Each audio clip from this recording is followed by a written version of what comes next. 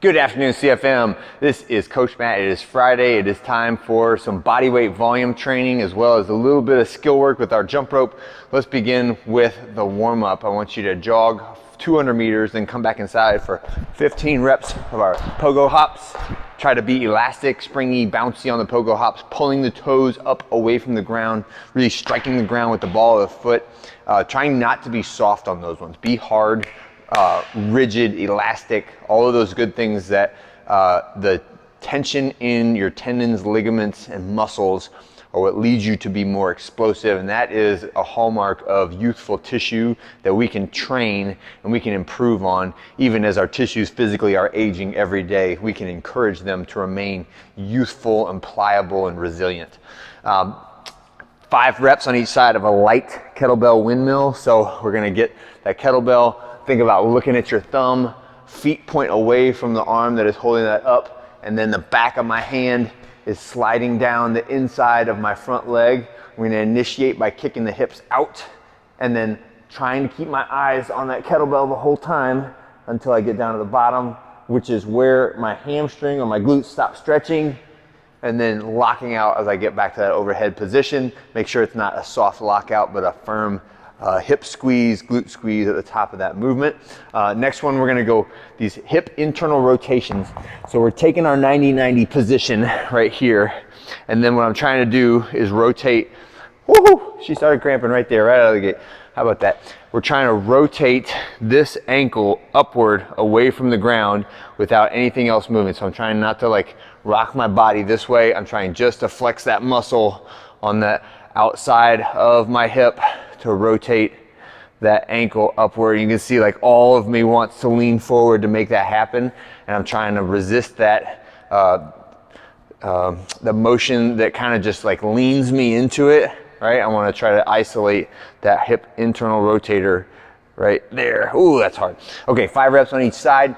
If you want to do that on a bench, right, so you got a little bit more room, it can make it a little bit nicer, a little bit easier. 10 scap rows on the rings. So find you a set of rings, and we're just doing nice, easy rows. So think horizontal shoulder blade motion, squeezing back and down, right? It should be the same motion that you do when you get set up for your bench press, is rowing those shoulder blades back and down to set your scapula in the most optimum position for doing any other push-pull movement with the body, with the upper body. All right, and then last one is just set up and test, right? So you did your scap rows, then go set up a little pull-up action. And you did your hip internal rotation, then go set up a little bit of push-up action, right? Make sure you've got a good station to get a lot of reps on those today. What we're doing is a 30-minute block. You're gonna have a pyramid to do, and then you're gonna go and do some rope skipping, right? Then you're gonna do another pyramid, another rope skip, another pyramid, another rope skip, but the pyramid is gonna change every time. So the pyramid is always gonna be in the increments of 1, 2, 3, 2, 1. So it's going to be one pull-up, 2 push-ups, 1, 2 push-ups, 3 air squats, 1, 2, 3, and then back to 2 push-ups, 1, 2, and then up for 1 pull-up, okay? And that is my pyramid. Now after doing my pyramid, I will come to my jump rope, and I'm gonna go watching the clock, right? I'm gonna go jump rope for 15 seconds, 15 seconds steady, all right? Oof. Hey, that was perfect. Ah, great demo. All right. 15 seconds steady, whether you're just practicing double unders or you're doing singles, or you are consistently like smashing 15 seconds of double unders and you're trying to get 30 reps in 15 seconds. Doesn't matter which one you're doing, but jump rope steady for 15 seconds or attempt to jump rope steady for 15 seconds.